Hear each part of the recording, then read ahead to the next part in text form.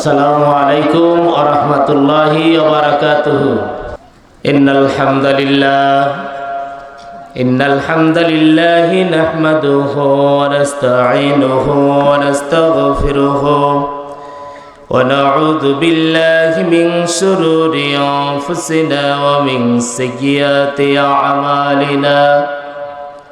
من يهد الله فلا مضل له ومن يضلله فلا هادي له ونشهد أن لا إله إلا الله وحده لا شريك له ونشهد أن سيدنا وسندنا نبينا مولانا محمد الذي أرسله بالحق بصيرا ونذيرا وداعيا إلى الله بإذنه وسراجا منيرا. فقد قال الله تعالى في كلامه المجيد وفرقانه الحميد. সবাই একটু মুখ খুলে জবান খুলে নেড়ে চেড়ে গড়ে পড়ে একটু মানে লড়ে চড়ে বলি আউযু বিল্লাহি মিনাশ শাইতানির রাজিম বিসমিল্লাহির রাহমানির রহিম. ইয়া আইয়ুহাল মুদ্দাসসির কুম ফাআনযির ওয়া ربك فكبر وثيابك فطهر والرجز فاهجر ولا تمنن تستكثر ولربك فاصبر. صدق الله العظيم.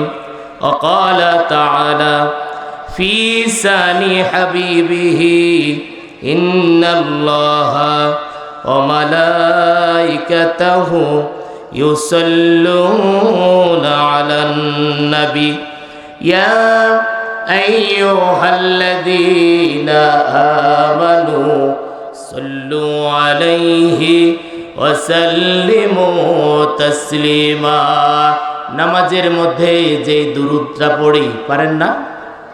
اللهم صل على محمد وعلى آل محمد كما صليت على إبراهيم وعلى آل إبراهيم إنك حميد مجيد.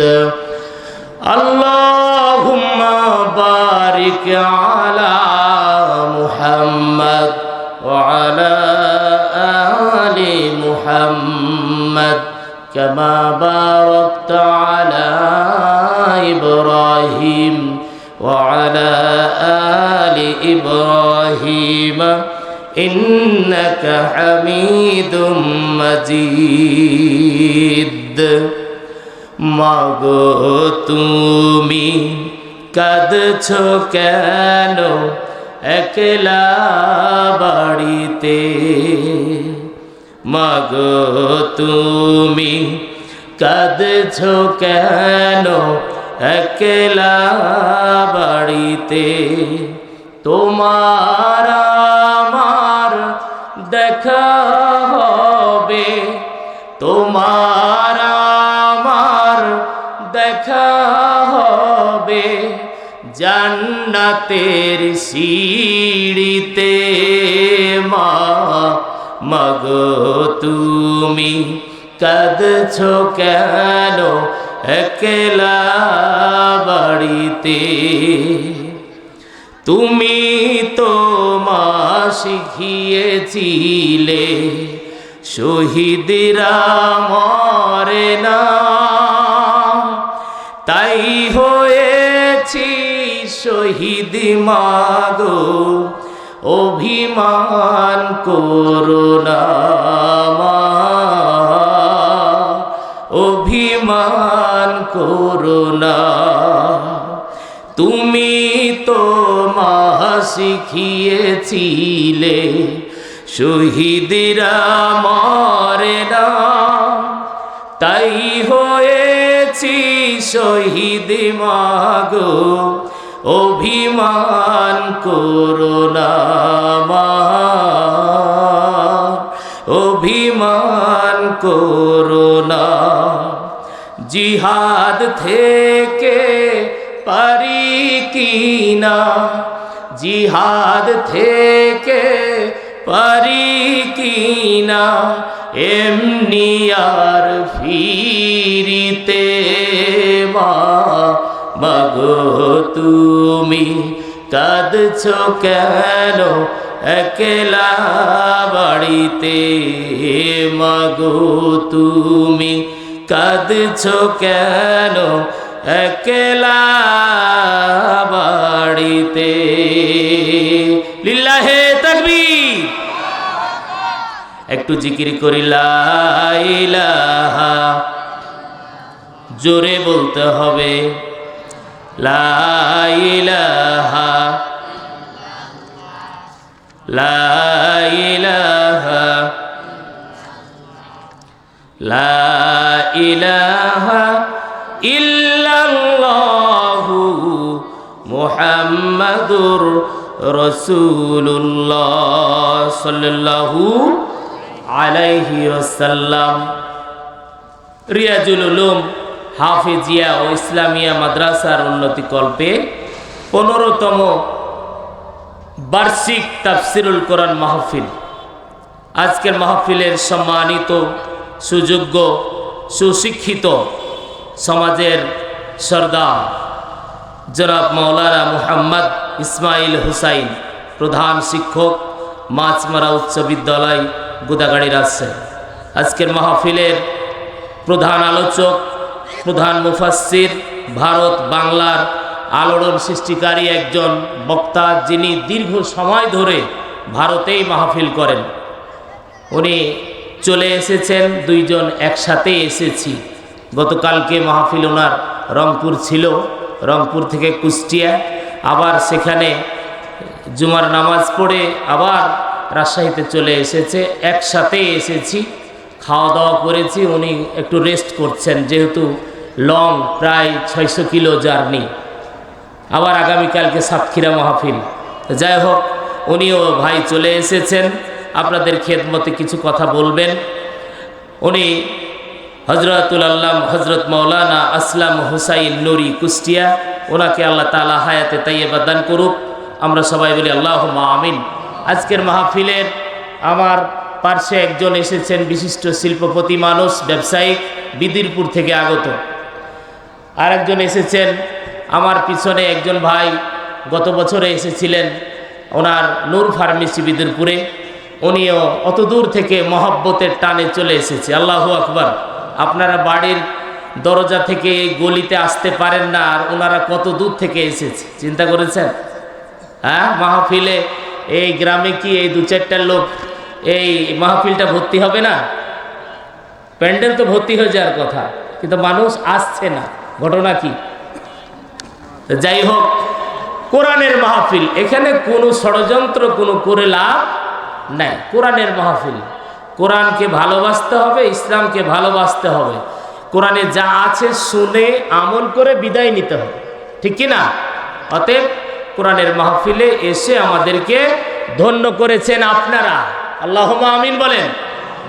আমি দেখতে পাচ্ছি অসংখ্য মুরব্বী, বয়োজ্যেষ্ঠ মানুষ, এখানে অনেক ইয়াং জেনারেশন আছে, অনেক মানুষ আছে, অনেক প্রবীণ মানুষ আছে, প্রবীণ আলেম আছে, যোগ্যতা সম্পন্ন মানুষ আছে, যারা নিচে বসে আছে, আমাকে পড়াতে পারবে এরকম লোকও আমি দেখতে পাচ্ছি আছে। আল্লাহুম্মা আমিন। ওনাদের ছাত্র হলে হয়তো বা আমি আরও নিজেকে ধন্য মনে করতাম। যাই হোক, এখানে বসে আর আপনারা শুনছেন আমি কি কথা বলছি, আপনারা সেটা বুঝতে পারছেন নাকি পারেন না? তা যাই হোক, আমরা এখানে এসেছি কোরআন এবং হাদিস থেকে কিছু শোনার জন্য। যে আল্লাহ তাআলা আমাকে আপনাকে এখানে হাজির করেছেন, সে আল্লাহর শুকর গুজারি করার দরকার আছে না নাই? জোরে কথা বলেন, আছে না নাই? বলতে হবে আলহামদুলিল্লাহ, আরো জোরে বলতে হবে আলহামদুলিল্লাহ। রব্বানা লাকাল হামদ। কেউ বলছে না, তাহলে হলো শয়তান পালাবে, শয়তান আরো ঢুকবে শীতের মধ্যে, বলবে এই গরম হয়ে গেছে, এখন ওই যে ইয়াতি যা, বিছানে যা, আর দরকার নাই, মেলা শুনেছিস, আর জুমার নামাজে তো শুনতেই পাচ্ছিস, ইউটিউবে তো অনেক, বলে দিলেই আজহারি শুনবে নাকি আমির হামজা শুনবে নাকি দিলওয়ার হোসেন সাইদি শুনবে নাকি গোলাম রব্বানি শুনবে, কাকে শুনবে? খালি বোতামটা চাপন দিলেই শোনা যাবে। হ্যাঁ, কিন্তু ওই শোনা আর এই শোনার মধ্যে কি পার্থক্য আছে না? এই প্যান্ডেলের বাইরে যারা আছে, এক কিঞ্চিত পরিমাণ তাদের নেকি লেখা হবে না আমলনামা। আল্লাহু আকবার। যদি তাই হয় তাহলে ইয়া আইয়ুহাল্লাযীনা আমানু দুখুলু ফিস-সিলমি কাফা, আল্লাহ বলছেন হে ঈমানদারগণ, তোমরা দাখিল হয়ে যাও ইসলামের মধ্যে। কিসের মধ্যে? ইসলামের মধ্যে দাখিল হয়ে যাও, মানে প্রবেশ করো। যদি না করো, তোমাদের ডান দিক, বাম দিক, পিছন দিক, সামনের দিক থেকে শয়তান ধাক্কা মারবে, আর ধাক্কা মারতে মারতে তোমাকে জাহান্নামে ফেলে দেবে। কথা বুঝেন নাই? তাহলে এই আয়াতের ব্যাখ্যা বা অনুবাদ থেকেই বুঝতে পারি যে এই প্যান্ডেল যে সামিয়ানা আছে এখানেই সীমাবদ্ধ, এর মধ্যে শয়তানি কোনো লোক আমাদের এই প্যান্ডেলের মধ্যে নাই। আল্লাহু আকবার। আর বাকি যারা ইদিক ফুদিক করছে, বুঝতে হবে তার মনও ক্লিয়ার নাই, তার আমলনামা তো আমল ওই রকমই হবে, ঠিক কি না? অতএব সে আল্লাহ তাআলার ঘোষণা করি, রব্বানা লাকাল হামদ হামদান কাসীরান তাইয়িবান মুবারাকান ফীহি ইয়া রাব্বি লাকাল হামদু কামা ইয়ানবাগী লিজালালি ওয়াজহিকা ওয়া আযীমি সুলতান। আচ্ছা, প্রশংসা করলাম কার বলেন তো? আল্লাহ। জমিন কার? আমাকে সৃষ্টি করেছে কে? আকাশ কার? তাহলে সবই যদি আল্লাহর হয়, তাহলে আল্লাহর নাম নিতে এত কষ্ট কেন ভাই? হ্যাঁ, একজন বিজ্ঞানী বলতেছে মানুষের এই হার্ট আছে, হার্ট যেখানে রক্ত সঞ্চালন হয়, বিজ্ঞানীরা বলছে এখানে জান থাকে। কি থাকে? রূহ থাকে, জান। যখন আজরাইল আসে তখন তার এই দুই আঙ্গুলি এখানে বসাইয়া দেয়, ওখান থেকে তখন জানটা টান মারে। আর ভাই আওয়াজটা জোরে দেন, আওয়াজ তো হচ্ছে না মাইকে, বসে যাচ্ছে। তো যেটা বলছিলাম, একজন হিন্দুর হার্ট মানব যিনি গবেষণা করেন, হিন্দুর হার্ট ওপেন হার্ট সার্জারি করে ওই হার্টটা দেখলেন, দেখা গেল ঠিক আছে। একজন বৌদ্ধ, ওর heart operation, heart open heart surgery করে দেখা গেল ওই হাড্ডিটা ঠিক আছে, ওই রক্তটা ঠিক আছে, মাংসটা ঠিক আছে। কিন্তু একজন মুসলিমের হার্ট, একজন নামাজির হার্ট ওর ওপেন হার্ট সার্জারি করে ওই মাংসপিণ্ডটা দেখা গেল যে ওই মুসলিমের হার্টের ওপরে আল্লাহ শব্দটি খুদাই করে লেখা আছে। আল্লাহু আকবার বলবেন না? আরো জোরে বলেন আল্লাহু আকবার। তার মানে আমি আপনি যতই আল্লাহু আকবার জিকির করব, ফাজকুরুনি আযকুরুকুম, আল্লাহ বলছেন বান্দা তুমি যদি আমাকে জিকির করো, স্মরণ করো, তুমি যদি আমাকে কাছে পেতে চাও, তাহলে আমার নাম বেশি বেশি উচ্চারণ করো, আল্লাহু আকবার। তাহলে সে আল্লাহর নাম বলা দরকার আছে না নাই? আছে। এমনও হতে পারে আল্লাহ এই হার্ট আল্লাহ শব্দটি লিখা দেখে জান্নাত দিয়ে দিতেও পারে। তারপরে পরে তার পয়গম্বর সৈয়দুল মুরসালিন খাতামান নবিয়্যিন আতাই নামদার তাজদারে মদিনা দুলালে আমিনা, পৃথিবীর সর্বশেষ ও সর্বশ্রেষ্ঠ মহান নেতা, দুজাহানের নবী, নবিকুল শিরোমণি বিশ্ব নবী সাল্লাল্লাহু আলাইহি সাল্লামের ওপর লাখো লাখো কোটি কোটি দুরূদ ও সালাম বর্ষিত হোক। আমরা সবাই বলি আল্লাহুম্মা সাল্লি আলাইহি আল্লাহুম্মা বারিক আলাইহি ওয়া তাসলিম। সম্মানিত হাজিরিন, রাগ করেছেন আপনারা? হ্যাঁ, আল্লাহর নবীর একটা হাদিস, ওই ব্যক্তি সবচাইতে কৃপণ, ওই ব্যক্তি সবচাইতে কৃপণ, কঞ্জুস। কৃপণ বুঝেন তো নাকি? হ্যাঁ, এক এলাকায় ওই মডল সাহেবের সাইকেল চাইতে গেছে। মডল সাহেব সাইকেলটা দেন তো দিবে না। তার বাড়ির সিকিউরিটি গার্ডকে বলে গেছে যে সাইকেল যদি চাইতে আসে তো বলবি সাইকেল নাই। কোথায় গেছে? না তো কামারের বাড়িতে গেছে। কোথায় গেছে? মানে মেকারের বাড়িতে গেছে। মেকার ভালো করে না, কামার না, ওর বাড়িতে গেছে। তা এখন ওই মডল সাহেব চলে গেছে। কিছুক্ষণ পরে সকাল 10টার দিকে একজন লোক এসে বলছে, ওই বাড়িতে আছিস? কে? মডল সাহেব নাই। বলে না। কই গেছে? ওই মডল সাহেব বাজারে গেছে। তো মডল সাহেবের ওই গরুটা দরকার ছিল। গরু তো দেওয়া যাবে না। কেন? তো গরু কামারের বাড়িতে দেওয়া আছে। আচ্ছা, গরু কামারের বাড়িতে থাকে তো কেন, কি হয়েছে? তা গরুর নাট বিয়ারিং বল কিছু নাই। এই মিয়া, তুমি দিবা না সেটা সঠিক কথা বলো, তো গরুর নাট বিয়ারিং না, এটা কেমন কথা? আরে ভাই, তুমি যদি বিশ্বাস না করো তো ওই গরুর পাংচার লিক হয়ে গেছে, ওই গরুর কামারের বাড়িতে দেওয়া আছে, দেখো গা যাও। আসলে কি সত্য কথা? মডল সাহেব বলল কি, আর ওর বাড়ির সিকিউরিটি গার্ড চকিদার ও বলছে কি? এখন আমাদেরকে কি এইরকম ভাবে শোনা লাগবে নাকি? বুঝতে পেরেছেন? নাটোর থেকে চলে আসছি, তা আমার গাড়ির ড্রাইভার একটা গান, হিন্দি গান ধরে দিয়েছে, বুঝছেন? আমি ঘুমাচ্ছি, একটু ঘুমিয়ে নি, তুমি একটু আস্তে আস্তে চলে, দেখে শুনে যায়। ও মরদ ভাবছে যে হুজুর যেহেতু ঘুমিয়েই গেছে, তা একটু ওই হিন্দি গান শুরু করে দিয়েছে, খুব জোরে না, আস্তে আস্তে, মানে ওর যাতে তন্দ্রা না আস। তা আমি বলছি, এই চেতন, এই গান কে রে? তো ও খুব মাথা ঝুঁকাচ্ছে, ড্যান্সের মতো করছে, আর এই গাড়ি চালাচ্ছে। আচ্ছা, ও হুজুর এটা একটু বুঝতে তো পারছেন, যদি না হয় তো ঘুমটুম চলে আসবে, তাহলে আমি কিন্তু এটা ঝুঁকাচ্ছি। এখন ওই ড্রাইভারের মতো যদি তালে চলেন, তাহলে শয়তানের দিকেই আমাদের সব আমল চলে যাবে। নাউজুবিল্লাহ বলবেন না? তাহলে তালে চলবেন নাকি সঠিকের দিকে থাকবেন? সঠিকের দিকে। সম্মানিত হাজরিন, আর দেরি নয়, আমরা চলে যাই। এখানে আমরা একটা সূরা তেলাওয়াত করেছি, সূরাটির নাম হলো সূরা মুদ্দাসসির। কোন সূরা? সূরা মুদ্দাসসির। 114টি সূরার মধ্যে এই সূরাটা হচ্ছে 74 নম্বর। কত নম্বর? 74 নম্বর সূরাতে আল্লাহ তাআলা 7টি আয়াত আমি তেলাওয়াত করেছি, আর এই সূরাতে 56টি আয়াত আছে। কতটি আছে? 2টি রুকু আছে। কতটি আছে? এই সূরাটি হচ্ছে মাক্কি সূরা। মাক্কি কাকে বলা হয়?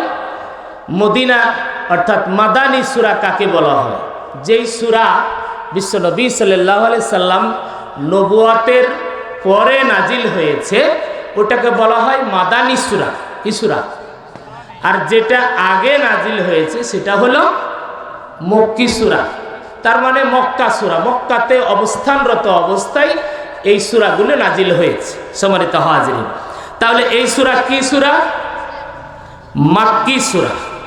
সম্মানিত হাজিরিন, তাফসীর কারকরা বলছেন এই সূরাটি হলো সর্বপ্রথম 7 আয়াত নাজিল হয়েছে। আল্লাহু আকবার। কিন্তু না, আর অসংখ্য তাফসীর কারকরা বলছেন যে সূরা আলাকের 5 আয়াত আগে নাজিল হয়েছে। সূরা আলাক পারেন তো নাকি? পড়েন দেখি।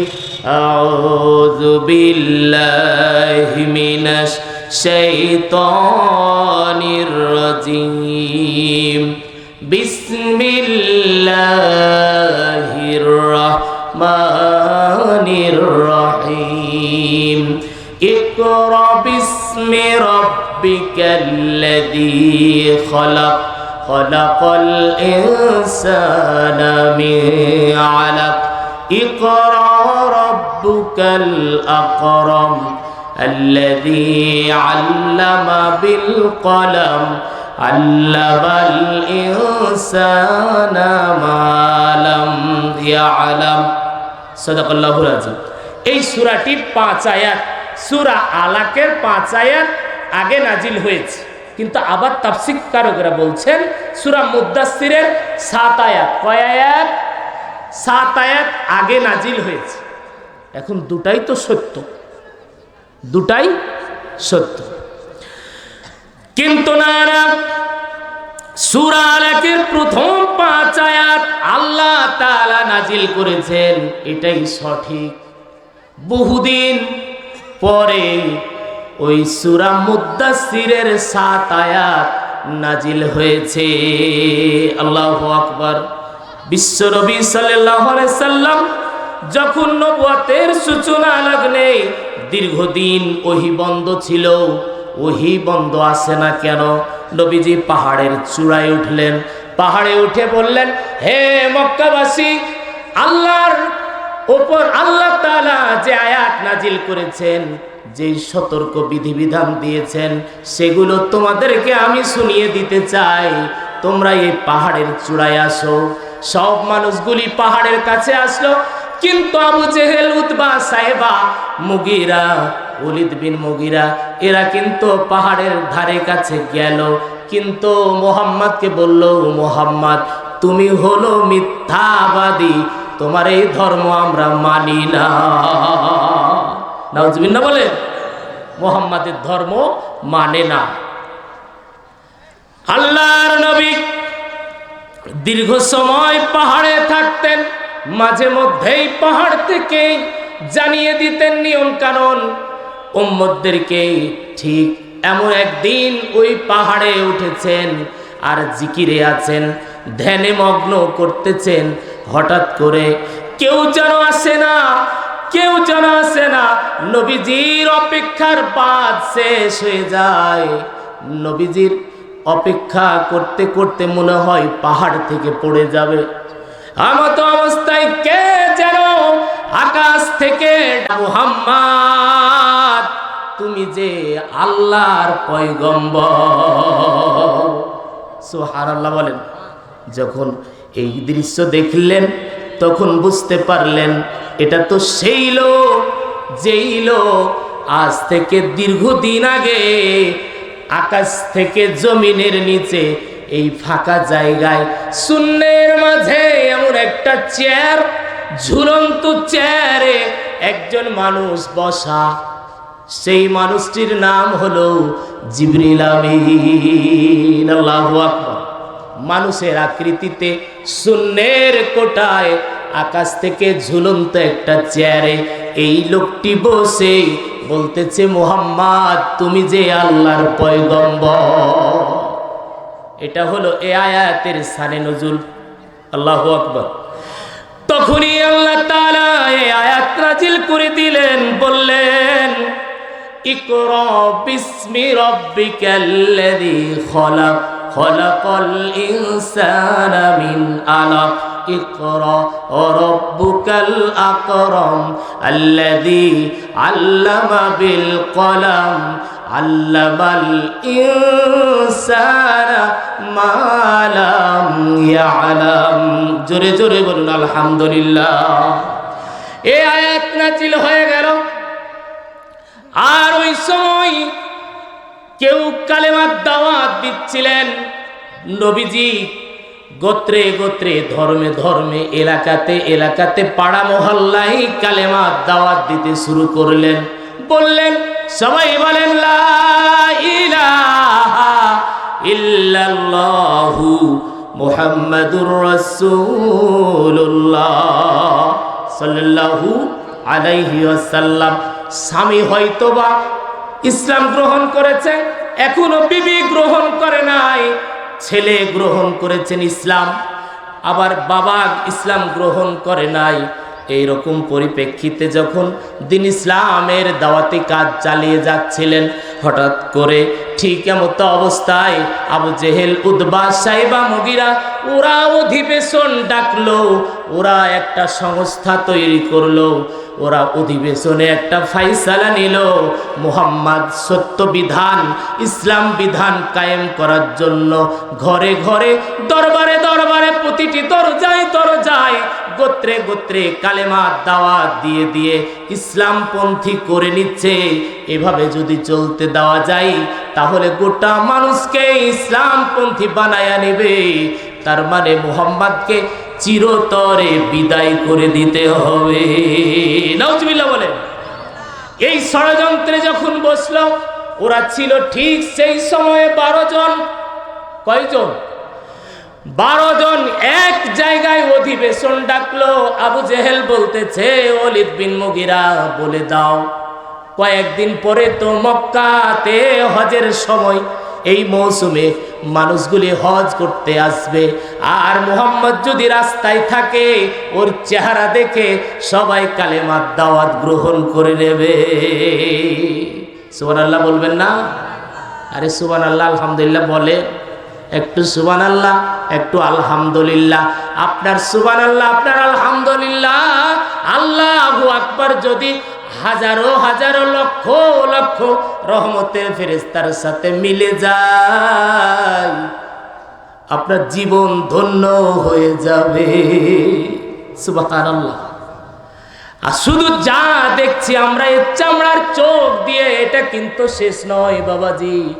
আল্লাহ তাআলা বলতেছেন, আকাশ থেকে জমিনের যত ফাঁকা জায়গাগুলি এই রকম রহমতের ফেরেশতাগুলি ওই জায়গাগুলি ভরপুর করে দেয়, আর আমাদের জন্য, বান্দার জন্য 2 হাত উঁচু করে জিকির করতে থাকে।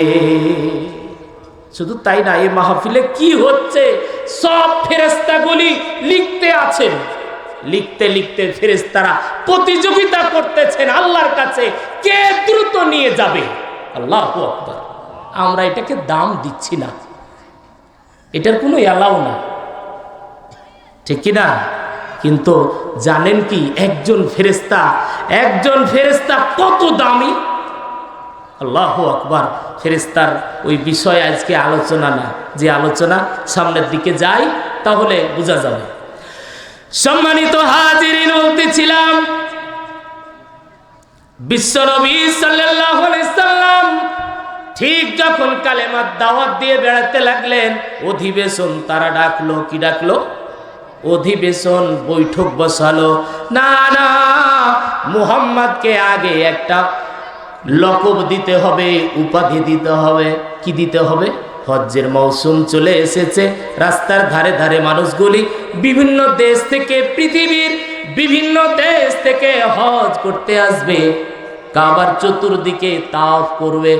তাহলে মুহাম্মদ যদি ওই জায়গায় যায় তাহলে গোটা পৃথিবীতে ইসলাম প্রচার শুরু হয়ে যাবে। এটা ঠাকার জন্য মুহাম্মদকে বলো কি উপাধি দেওয়া যায়? মুহাম্মদকে কি উপাধি দেওয়া যায়? তারা বলল, মুহাম্মদকে বলা যায় পাগল। নাউজুবিল্লাহ বলবেন না? আল্লাহ বললেন, ওমা সাহিবুকুম বিমাজনুন, তোমাদের সঙ্গী সাথী আমার হাবিব বন্ধু নয়। এখন বলেন, লোকেরা বলে পাগল, আর আল্লাহ বলেন পাগল না। কোনটা সঠিক বলেন? আরো জোরে বলেন কোনটা? আল্লাহটা সঠিক। লোকেরা বলে পাগল, আর আল্লাহ বলে আমার বন্ধু পাগল না, আমার বন্ধু হচ্ছে সঠিক। তাহলে কি বলা যায়? ওয়ালিদ বিন মুগিরা বলে, না না, এই নাম বলা যাবে না, ওর এই নামটা বলা যাবে না, ওকে বলতে হবে কি? আরেকজন লোক বলল, ওকে বলো জ্যোতিষ্কবিদ, জাদুকর। বলে না না, এটাও বলা যাবে না। আবু জেহেল রেগে গেলেন, বললেন, ও ওয়ালিদ বিন মুগিরা, তুমি যে একটার পর একটা বাদ দিচ্ছ, তাহলে বলো, তুমি ফয়সালা করে দাও, ওর নামটা কি রাখা যায়, মুহাম্মাদের কি নাম রাখা যায়? ওয়ালিদ বিন মুগিরা বলতেছে, ও আবু জেহেল, ও অধিবেশনের সদস্য, আমি জীবনে যত দেশ ভ্রমণ করেছি, মুহাম্মদ যে কথা বলে সে কথা সরাসরি কোরআন থেকে বলে, এটা দিলের মধ্যে আঘাত লাগে আর চোখ দিয়ে পানি পড়ে। তার মানে হলো মুহাম্মদ যা বলে তাই ঠিক। আল্লাহু আকবার বলেন। মুহাম্মদ বানিয়ে বানিয়ে কোনো কথা বলে না, মুহাম্মদ যা বলে সঠিক কথা বলে। কারণ পাগলের তো চুলগুলো উস্কো খুস্কো থাকে, পাগলের তো মাথার চুলগুলো কেমন এলোমেলো থাকে, ঠিক কিনা?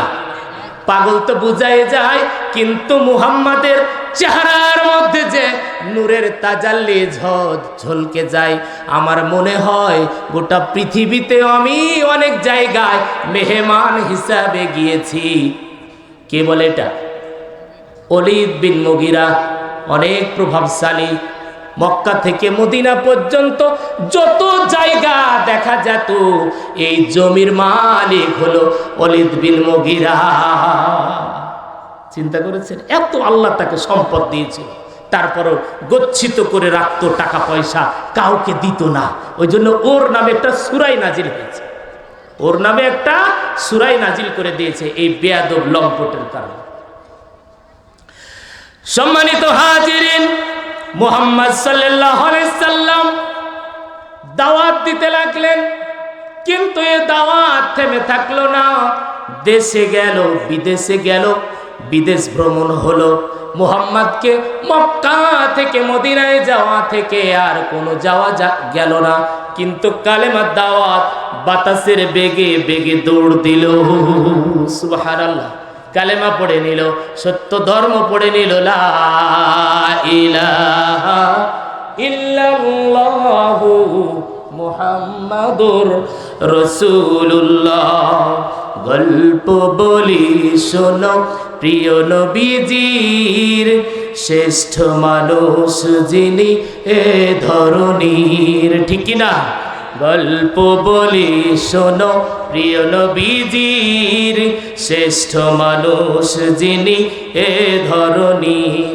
ছোটদের দেখে তিনি মিষ্টি হেসে সালাম দিতেন আগে ভালোবেসে।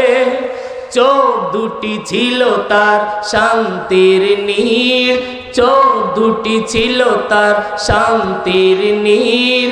পরম ঠিকানা যেন গরিব দুঃখীর। গল্প বলি শোনো প্রিয় নবীজির, শ্রেষ্ঠ মানুষ যিনি এ ধরনীর।